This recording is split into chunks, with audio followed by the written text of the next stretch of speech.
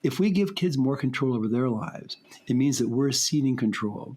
And if the low sense of control is the most stressful thing you can experience, which it is, it means that we experience less control. We're going to be more anxious. And so much of this is working on ourselves and reminding ourselves that it's right and it's safe to trust our kids more and to worry about them less.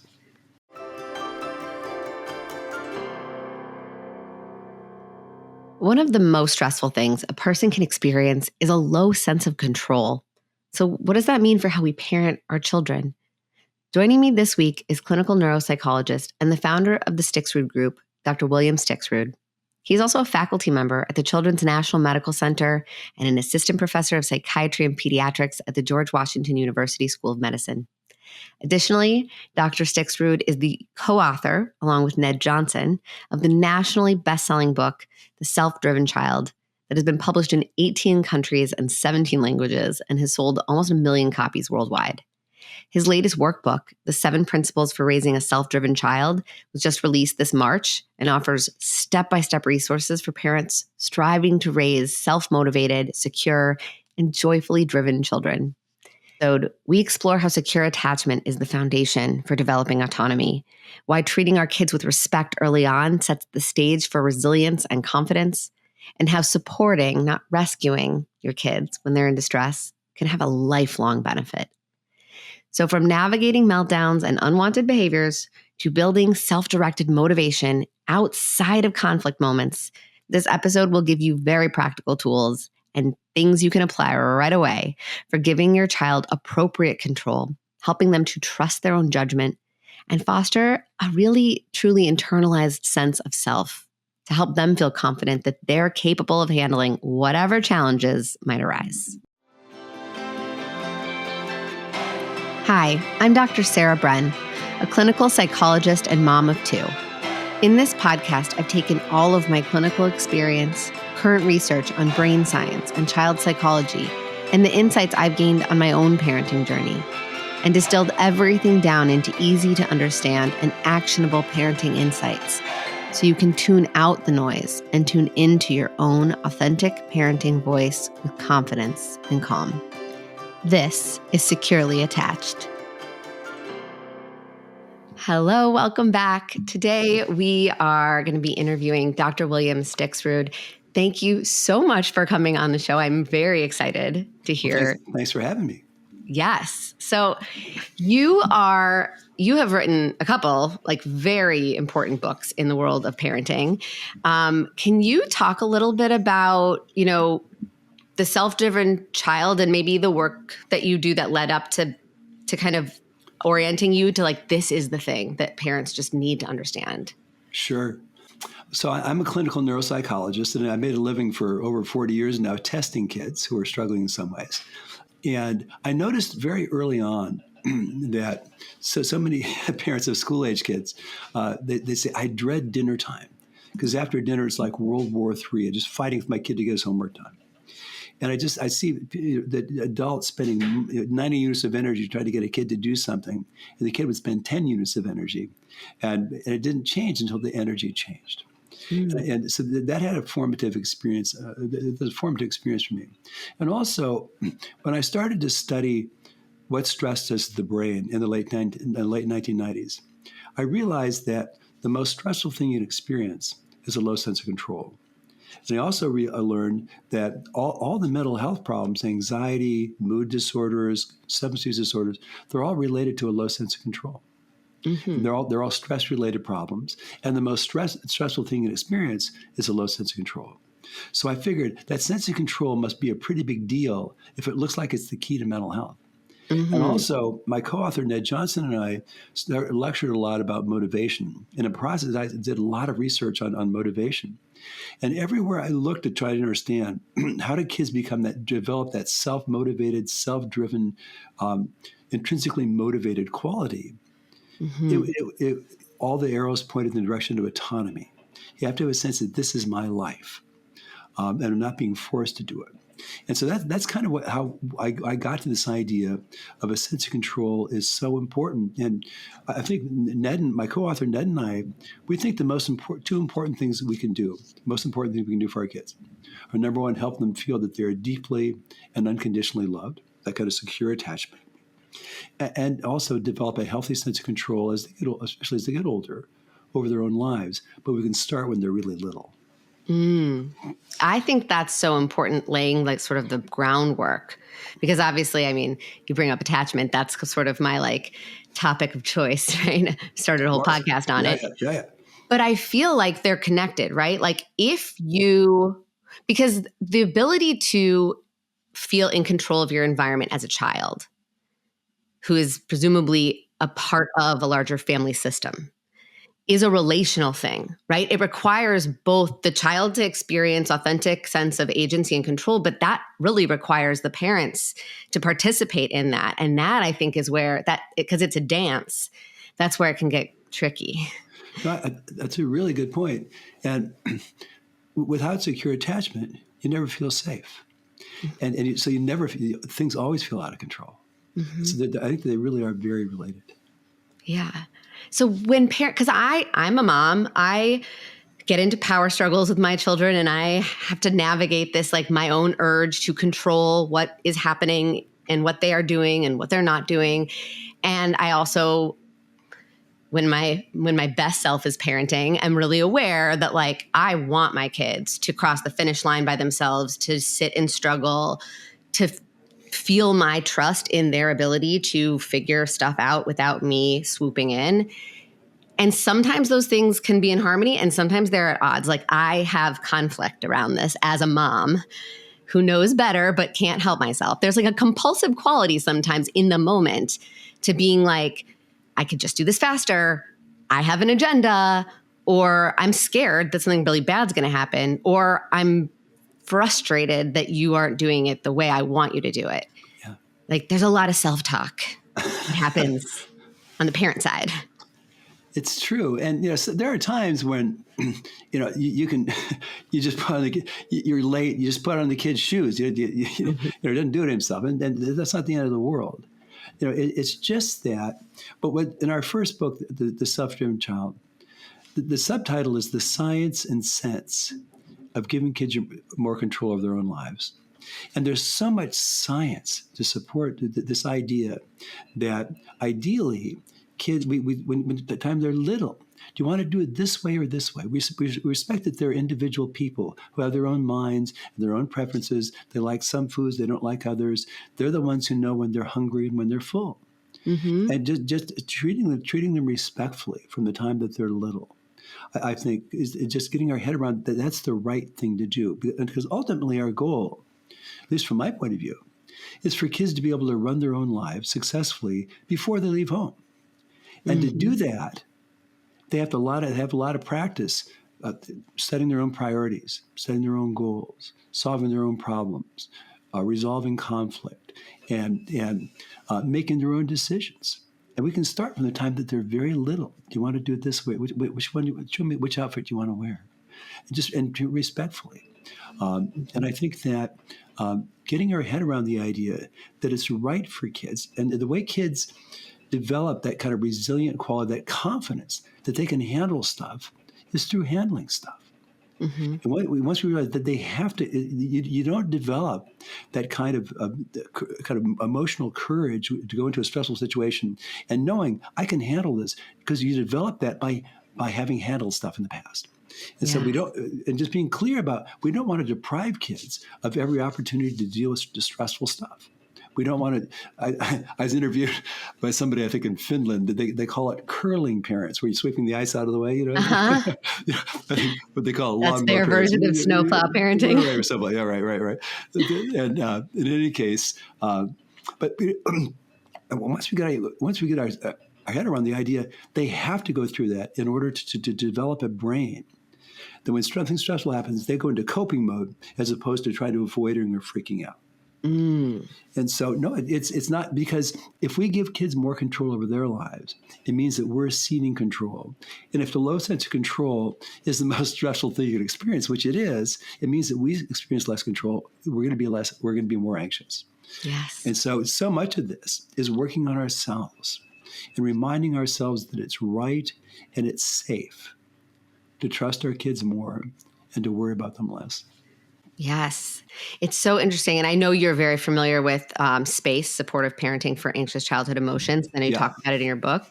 But I think I'm like this close to being certified. I like owe my supervisor like my case reports, but like I've been certified in SPACE more or less.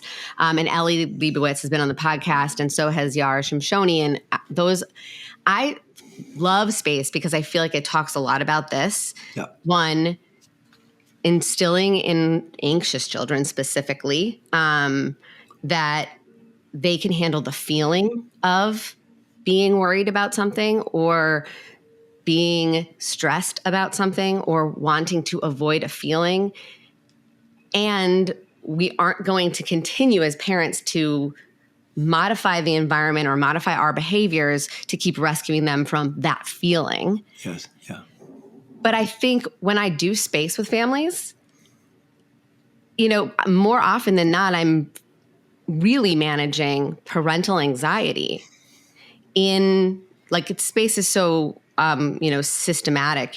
We look at accommodations, we slowly peel them back, but in peeling back an accommodation, we create so many plans. And most of those plans are for managing parental anxiety when they know if I don't do this thing, my kid is going to freak out and they're going to feel this thing. And I don't know how I'm going to handle them feeling that.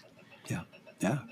I love the SPACE program. In fact, I haven't done therapy in over 30 years.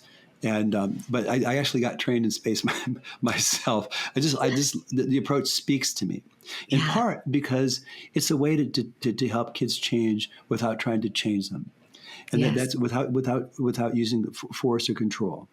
And I love that, and I love the emphasis on supportive statements. The SPACE has these basically two approaches, which is one, you increase supportive statements, which is, I know this makes you really scared, and I'm 100% confident you can handle it. Just that idea. So the focus is not on preventing kids from never experiencing the hard things. It's just it's the tolerating. I know you can tolerate this, and it's the tolerating, the dealing with it, that changes the brain in a way that, because if a kid has to tolerate some kind of discomfort or anxiety in this case, that the prefrontal cortex has to activate. And whenever the prefrontal cortex activates to kind of cope with stuff, it dampens down the stress response. So, and that trains the brain when something stressful happens to activate the prefrontal cortex, dampen down the stress response, and cope, as opposed to, as I said earlier, kind of try to avoid or just getting really anxious and freaking out. And so, I think that managing our own anxiety, I've felt my whole career that if our kids are having a tough time in any way, our most important work is on ourselves. And that's what I love about the SPACE program. It's as effective in treating anxiety in children as therapy is for the kids themselves, even though it only involves the parents. And the parents are told, don't try to change the kid at all. That's not what we aren't trying to change the kid. We're trying to do get you to do the right thing, even though it's hard, and that'll help your kid.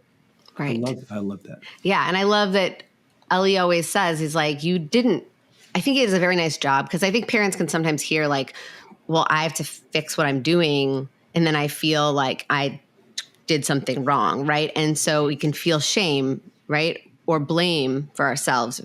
And I think Ellie does a very nice job of being really clear, like, if your kid has anxiety, or if your kid is struggling in, any of these places where there's this lack of control, or that you're getting into these behavioral power struggles, because I use SPACE for things outside of anxiety all the time, behavioral dysregulation, emotional regulation challenges all the time. I find it really helpful for that. Yeah.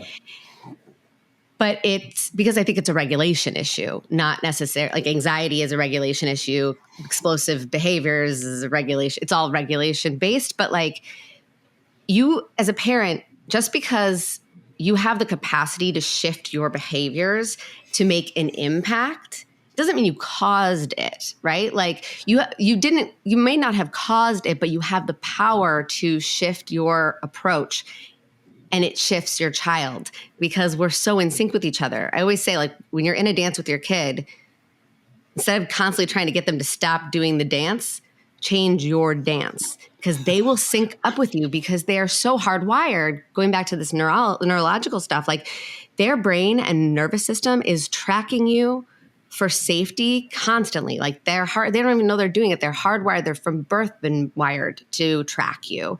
And so if you do something different, they are going to eventually, not immediately, because at first they're going to be confused and they might be mad, but they will eventually sync up with you. Yeah.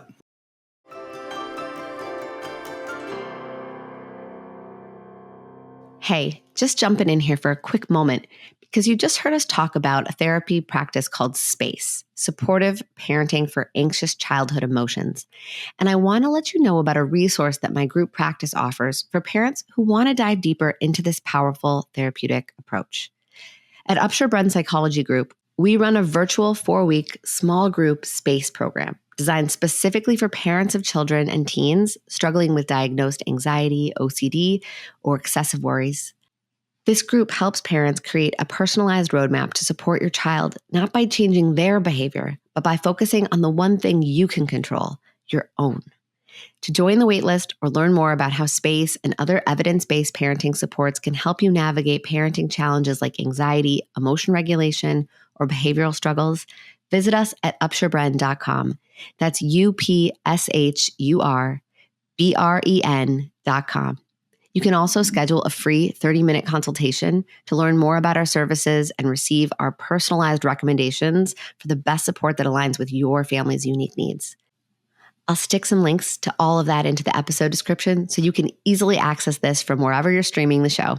All right, now let's get back to the conversation.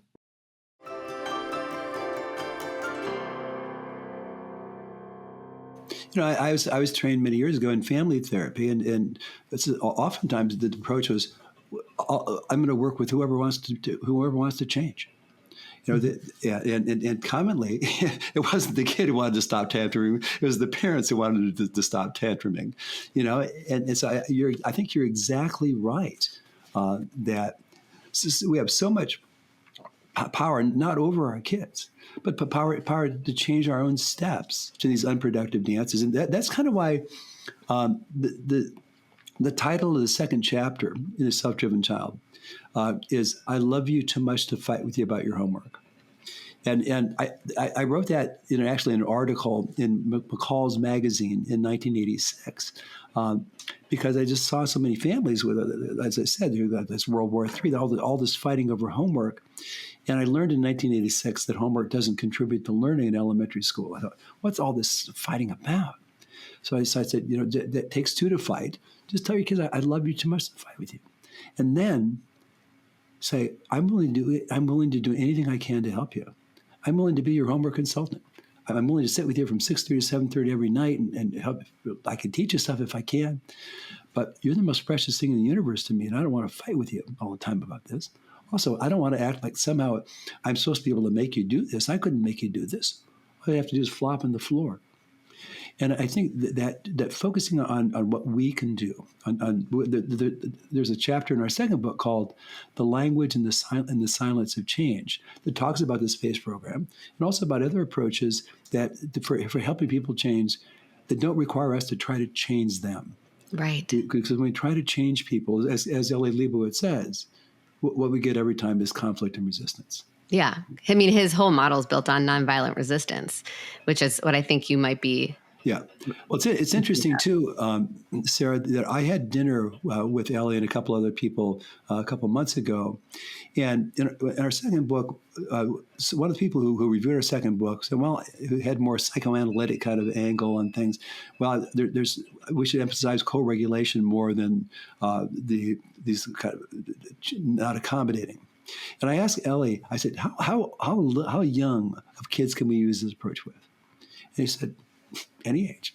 2, 3, and so I felt happy about that because it just seems right that what we want kids to do is to tolerate, is to have the experience. We don't want them to be chronically overwhelmed. We don't want them to be traumatized. But we aren't talking about toxic stress. We're talking about kind of mild, moderate stressors that we support kids in handling and letting them know you can handle it. It's just a great message. So can we talk about co-regulation? Because we could put a whole bunch of links in the show notes for all the episodes we've done on co-regulation, but I think parents still don't fully understand, or there's a lot of misunderstanding about it, I think.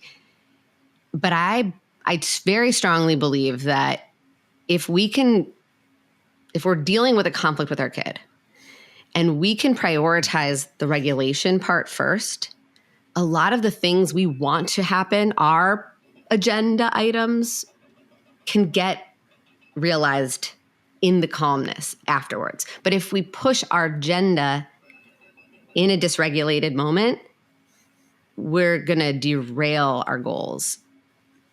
Yeah. I mean, I think we talk in our first book, we talk about stress contagion, and the fact that if a parent is stressed, the kid feels it.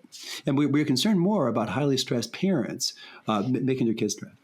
In the second book, we talk about calm is contagious as well. And it turns out that calm is contagious is actually a mantra of the Navy SEALs who go into situations and have to calm them down. Mm-hmm. So all emotions are contagious. And so it just seems to me, we've always wanted, in my work, I want home to be a safe base. I want kids to feel safe at home. I mean, life is challenging enough outside, to come home and have a lot of fractured relationships, or a lot of stress, or a lot of pressure, or a lot of fighting about stuff. It is what it is. But ideally, home is a safe base.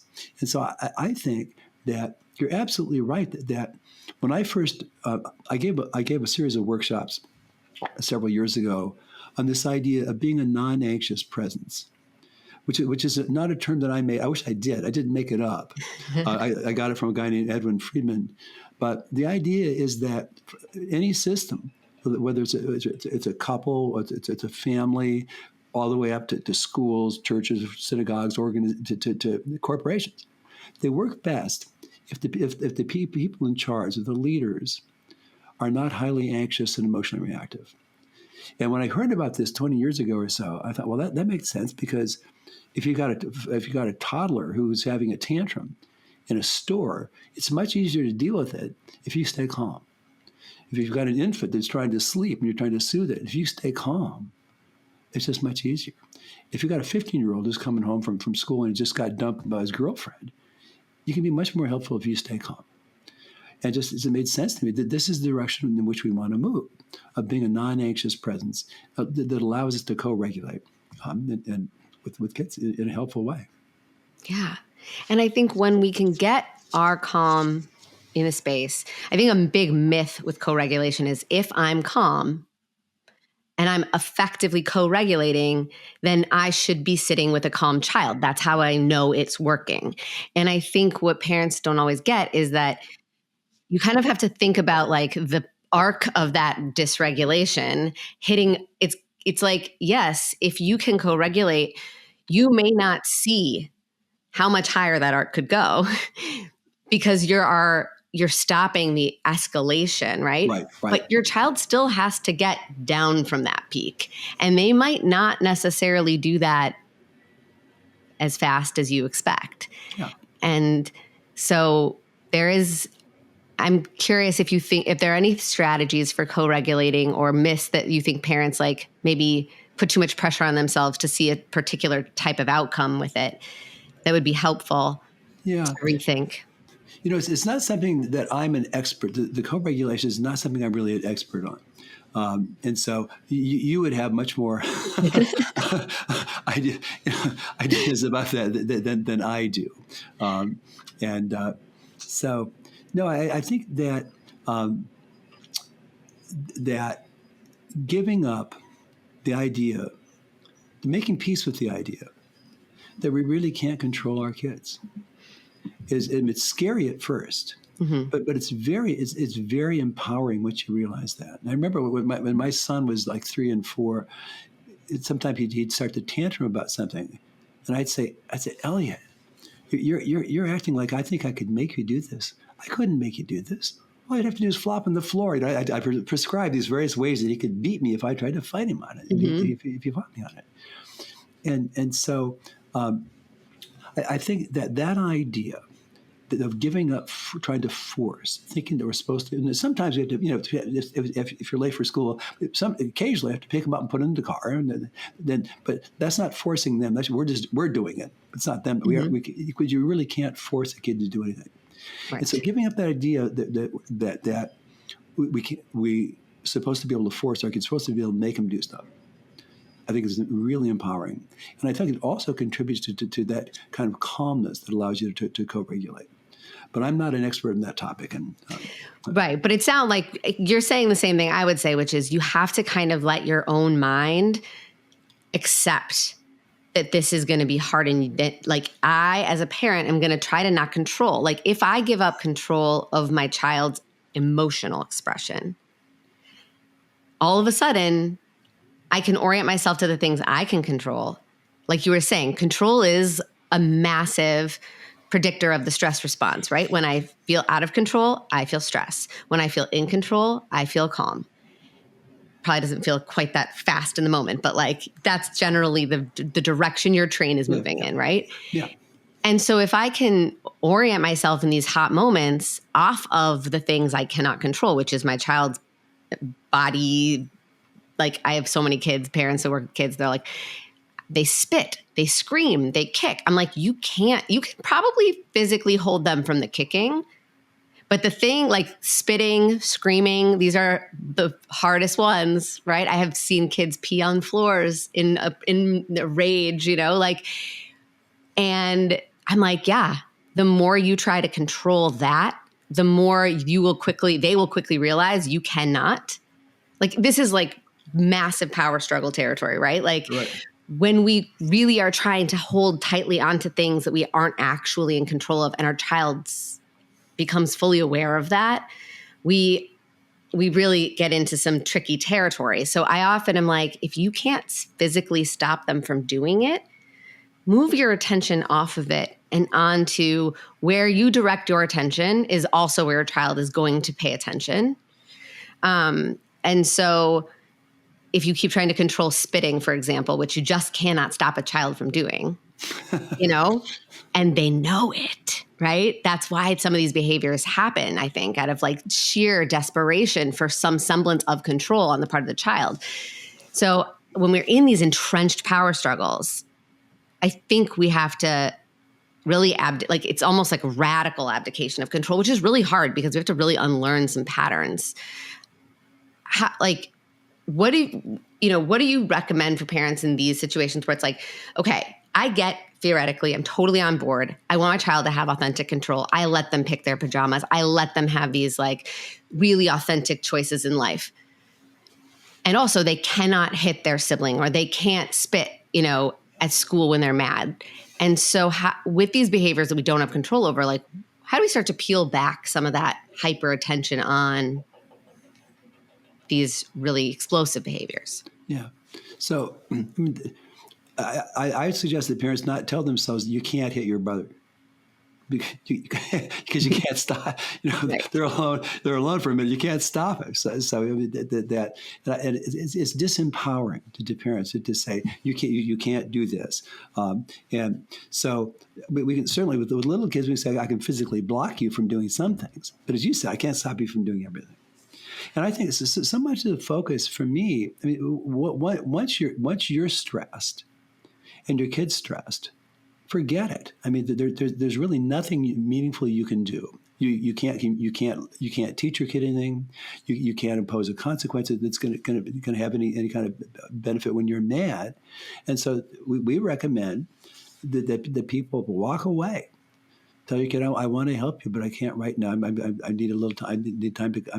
I'm mad. I got to calm down, and go to the next room. If the kid follows you, close the door. And I think that there's nothing you can do in the moment with the kid who's really out of control. Now, if you can making peace with that, you aren't supposed to be able to.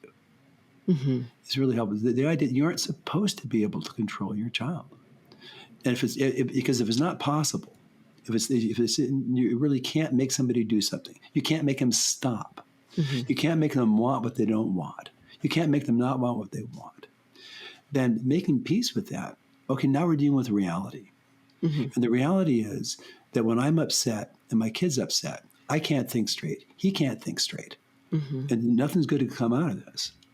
So keep the kids safe as you can, but try to take space and calm down, and then deal with it. Yeah. So I really agree with this. And I think I always describe these hot moments as like before, during, and after. And there's like the during obviously is in the heat of the moment. There's so much, there's just nothing really, like all we can do is like manage the safety and try not to make things worse. Like don't pour gasoline on the fire and keep everybody safe, right? Yeah. That's it. And maybe manage your own regulation, right? But then there's the after. After we can do some, like after means everyone's calm again. Yeah. But we can do some, maybe there's a consequence that we discussed. Maybe there's collaborative problem solving. Maybe there's, I call it the debrief, right? Where I'm helping them connect the dots, try to figure out what happened, what made it worse. What did you want to have happen? What did I need for you to have? Like, what did I want to have happen? And how do we get there in the future, right? That's all in the after. But then there's like the before, which is between the after and before the next time, right? Which is most of our life, right? Like we're actually in the before most of the time. And I feel like we don't leverage that period of time for building skills, for identifying our child's wants and intentions and goals. Like that's the agency building space, I feel like. We're not going to do it in the moment. In the Right. after, we can sort of do it, but we still have an agenda, right? We're trying to teach them some type of lesson that's usually our own agenda. I think it's helpful to try to figure out what their agenda was in the moment, but in the quote before space, right? Unrelated to some tricky moment, just life. How do we build some of these self-directed, self-drive qualities in our kid? Like, what does that look like in real life when we're not in the middle of a hot moment? You know, I was just talking to family the other day, and they were around. They were with a couple of little kids. A family. They were people my age with people who had young kids, like 4 years old, and there's some broken glass. And they swept it all up, and they couldn't see any more shards. But it seemed there's a 4-year-old girl who was walking towards the glass, and her dad said, "Honey, there's some broken glass there, and your brother stepped in this broken glass a couple of weeks ago, and he got cut and it hurt. And I don't know whether you will or not. So you may want to put on your shoes." And the kid chose not to, and walked over where the glass was, and didn't get cut. But the point, what struck my friends was that she didn't say, "Oh, honey, you got you can't walk there." It was treating her respectfully. You know, that you could hurt yourself there. And obviously, if it was something, if there's a landmine or something, you'd stop her from doing it, right, whether she wanted to or not. But where we can't, we can give them a choice to do something that maybe they think I can do it. You know, it's too dangerous. I mean, I play this game. I used to play with my grandchildren when they'd like climb up a slide, and I'd say, "Oh, please don't do that. You're going to hurt yourself. You're going to fall. Please, that makes me too nervous." And they'd laugh and laugh and laugh as they did these things that were they weren't going to die from them. They probably weren't going to break an arm, but they may fall. And it was a really they even at their age, they asked me sometimes to play that game.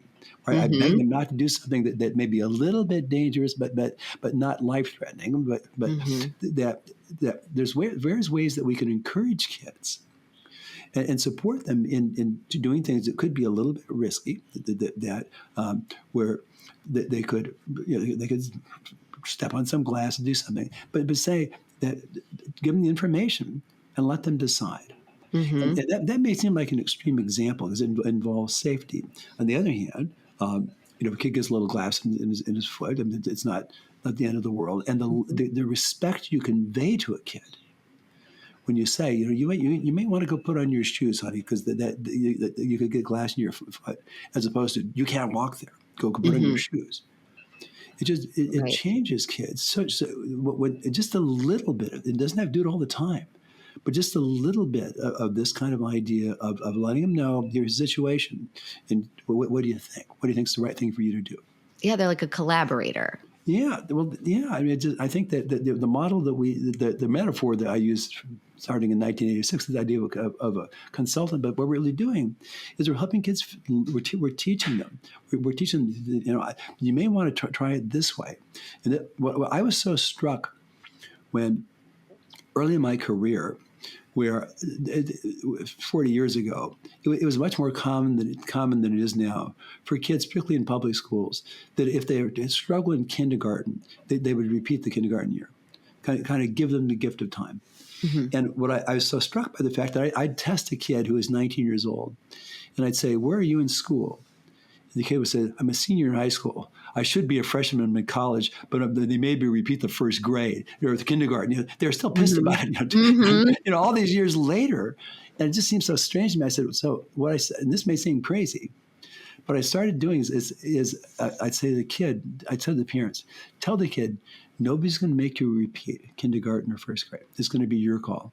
But I want you to make a good decision for yourself. So I want you to talk to your first grade teacher and talk to your kindergarten teacher and the first grade teacher, and see kind of if they think you're ready, and talk to Dr. Stixrud and to talk to your aunt's a teacher, talk to her, so you can make a good decision for yourself. And I was so struck, Sarah, by the fact that I'd see these kids who are 6 and 7 years old make as good a decision for themselves as I could make, their parents could make. And when we do that, it just the confidence that engenders kids, and I want them to trust when they leave home. You want them to trust their own judgment, not yours, right? You want them to be confident. Yeah. I talked to a mother the other day, who I've known for a long time, who she said, my son's 35 years old. He's the happiest person I know. He didn't choose a path in life that I would have chosen. He didn't go to college, and he's a rock and roll musician. His band's doing pretty well, but he needs to pick up these service jobs to make enough money. But he's completely fulfilled. He loves his life. And his fiance says he's the most confident person she's ever met because he trusts his own decisions. And the mother worked with me for years and knew kind of this approach about where we can, let kids decide. So let them solve their own problems, offer to help them. And certainly one of the most empowering things we can say for ourselves and our kids is there a way that I could help? As opposed to leaping in. But L.A. Leibowitz makes the point that because we're mammals, that we're wired to protect and to soothe our young, which is why it's so hard to let them take some risk or make decisions that we think may not be the best decision for them. But for my money, I mean, we start early on. I mean, remember when my son was little, like 3, he has a good Jewish mother and wonderful Jewish mother, and she'd say, "Honey, you got to eat some more." And I'd say, "Elliot, you're the expert on you. You're the one who knows when you're hungry and full. So eat when you're hungry and stop when you're full." And I use that message a lot with little kids, that you're the expert on you. Yeah. You know what it feels like to be tired. You know what it feels like I need to take a rest, and just encouraging kids to think about themselves as the people who know themselves the best. Yeah. Well, I also feel like you were talking about wiring earlier, how when we feel a lack of control, we have that stress response. But when we have to practice solving problems in the face of that control versus having all the problems solved for us, then the stress response sort of stays in we learn to avoid. Yeah. But if we practice solving problems, we're activating the prefrontal cortex. I'm also wondering if that also, like what you're describing here is like, if I practice thinking about or reflecting on or going inward, right? Like instead of being fed and told when I'm full, which orients me out of my body, helping a child build that skill of going inward and having that sort of interoceptive sense, right? Like I'm Right. looking, I'm trying to tune into my internal cues Right. to know when I'm full. That's like wiring mindfulness, wiring self-awareness, wiring like body awareness. And all of that is probably really like creates this whole web of wiring in the brain that's really strength-based. Completely. Yeah. I was like, because we're not, yeah, there's so much I think parents don't realize how much they're like stepping in, like they want to help and they don't realize that they're actually interrupting a process that might otherwise really strengthen the child's brain and nervous system. Yeah. It's a really good point, Sarah. And two of the things that I learned studying the stress in the brain that led me to a sense of control. One was a neuroscientist by the name of Sonia Lupin said, I defy you to think of anything that makes life stressful that you can't summarize with the acronym NUTS. And it's novelty, unpredictability, perceived threat, and a low sense of control. And again, it's that low sense of control that's the most stressful thing. Also, a guy named Steve Meyer at the University of Colorado for like 30 or 40 years did studies with rodents whose brains are organized a lot like ours. Mm-hmm. We've learned a lot from them. And being able to control stressful situations. And the basic paradigm was rat A and rat B. They're both in these little plexiglass cages. Their tails outside the cage with a little electrode on it. There's a wheel inside the cage. Rat A, his tail gets shocked. And it's not painful. It's annoying, though. He wants it to stop. And he discovers if he turns the wheel, the shock stops. Mm-hmm. Rat B turns the wheel when his tail gets shocked. Nothing happens.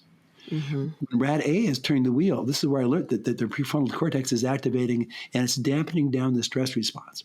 So he's turning that wheel and he learns, I can make this thing stop. I can stop this thing. I can control this stressful situation. So he has several experiences like that. And eventually, you disconnect the wheel. The wheel doesn't work anymore. And still, he just turned that wheel. He's not very stressed. Prefrontal cortex activates. He just goes into coping mode. You put him in a cage with big, scary rat. He just copes with it. He's not very stressed because he has that experience of being able to control stressful situations. And that's what we wanted. That trained rat B, by the way, turned the wheel and nothing happened. Rat B turned into a nervous wreck that developed ulcers and was very easily stressed. Mm-hmm. Rat A, they called California laid-back rats who had that experience. That's what it took. It wasn't overwhelming experience. It wasn't traumatizing, but it was stressful. And realizing I handle something stressful, I can control it. It changed their brain in a way that made them almost impossible to stress as they got older. That's really interesting because it makes sense to me that in the moment, rat B would maybe develop some learned helplessness. I have no control over my environment. I'm going to give up. Maybe their seeking system just starts to turn off, turn quiet. And then rat A, I could see, I can make this stop. So I have agency. I have confidence that I can control this situation. But what I think is super interesting about what you're describing is that they would generalize that confidence to other situations where they still didn't necessarily have that same level of control, right? If I'm in a cage with a big scary rat, turning a wheel isn't going to change any of that, but I still have a calmer stress response. It's like we can take this one experience and it builds something bigger that we can use later, no matter what. That's my understanding. That's partly why I'm just so passionate about this idea. And it's interesting. You mentioned this learned helplessness.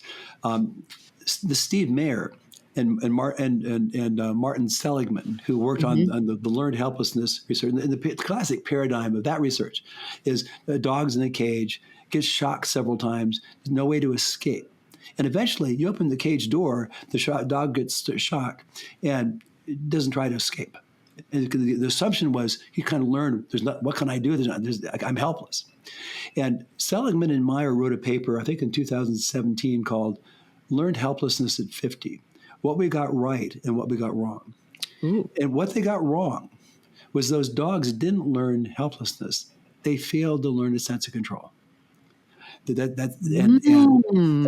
you just like made my brain explode. I got to go read that paper. Because the idea what was happening is, and what happens is that basically it was so traumatized. The experience of being shocked and not being able to escape was so traumatizing that when it happened, they'd go to the freeze part of the stress response. They just freeze. They couldn't move. They couldn't move. They could protect themselves by freezing.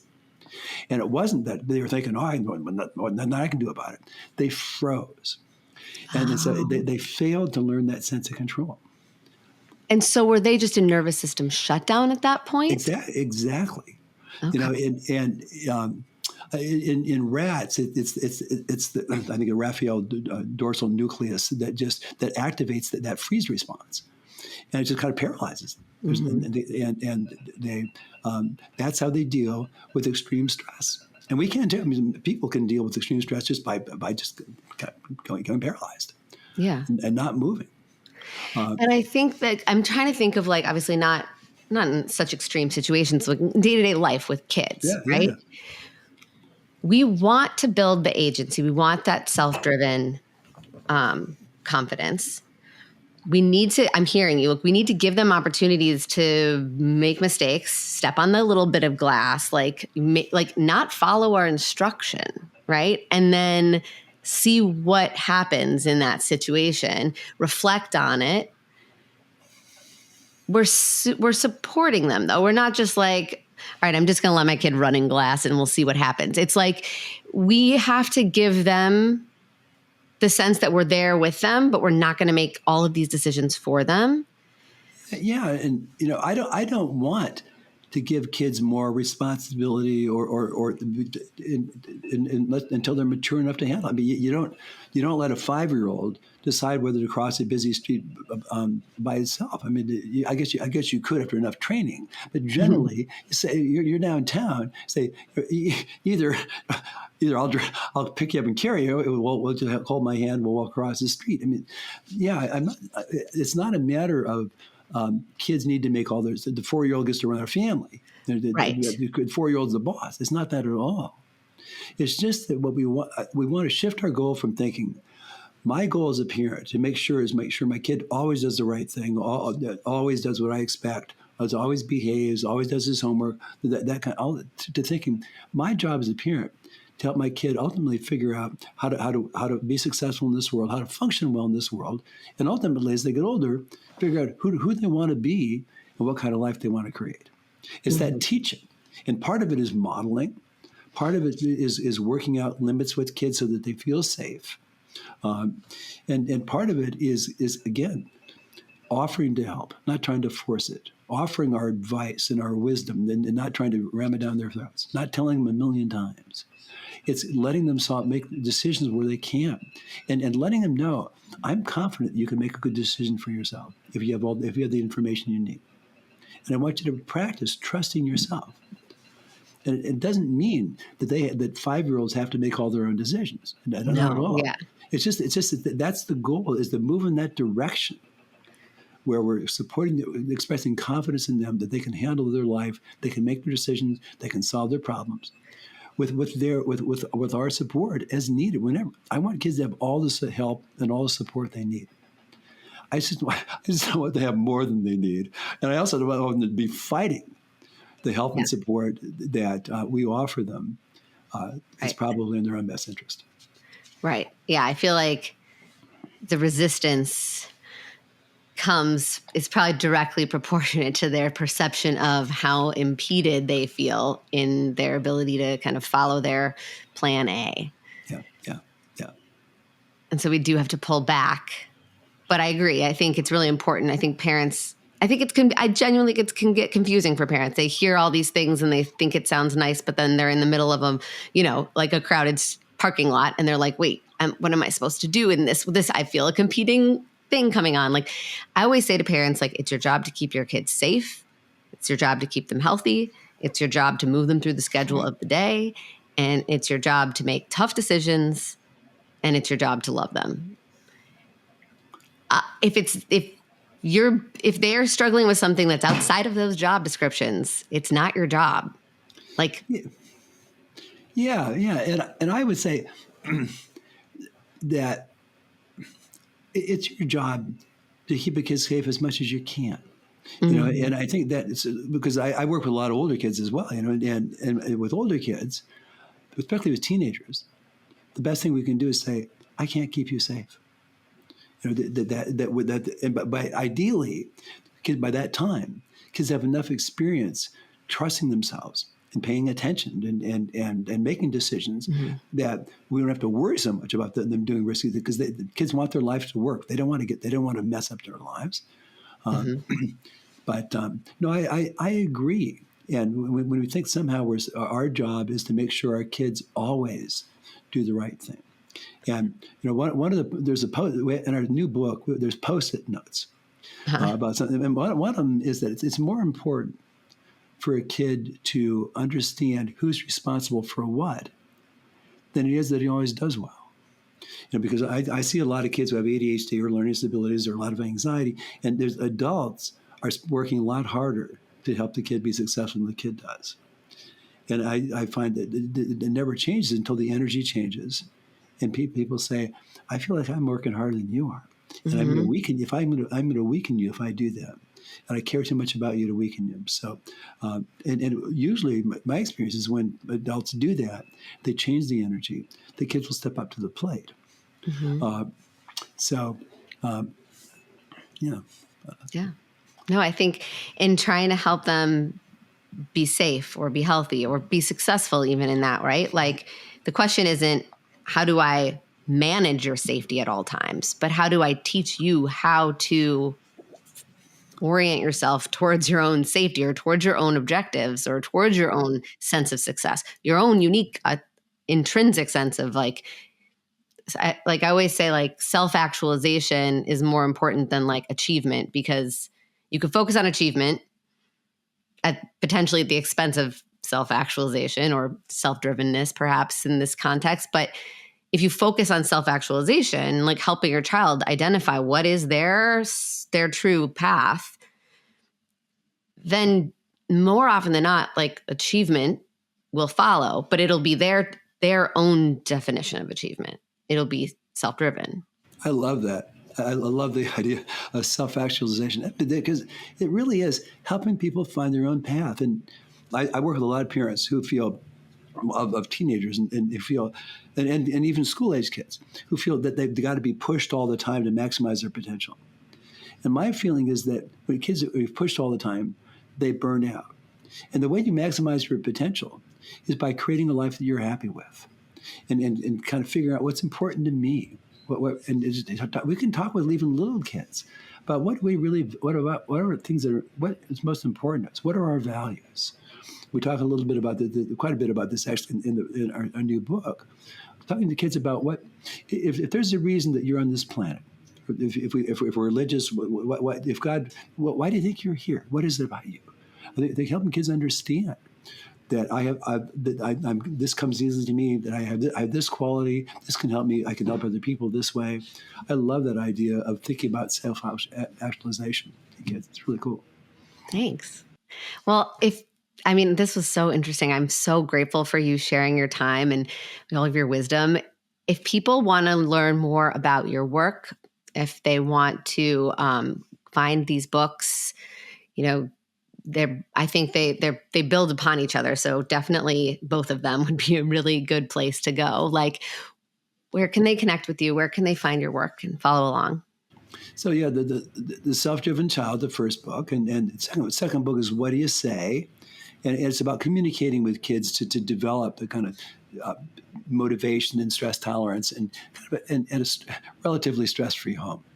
The new workbook it takes principles from the first two books and kind of simplifies it with exercises to work through any resistance or this is not the way I was raised, or my parents say I'm just spoiling my kid, or I'm letting him run the family, that kind of thing, and how to deal with that stuff.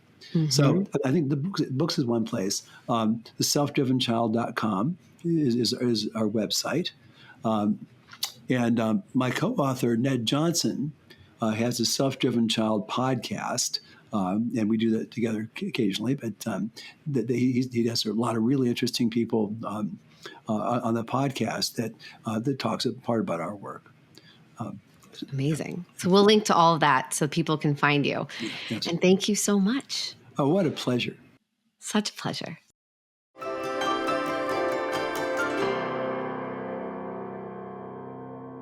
If you enjoyed listening to this conversation, I want to hear from you. Share your thoughts and your feedback with me by scrolling down to the ratings and review section on your Apple Podcast app or whatever app you're listening on. And let me know what you think of this episode or the show in general. Your support means the absolute world to me. And just a simple tap of 5 stars can make a real impact in how this show gets reached by parents everywhere. So thank you so much for listening, and don't be a stranger.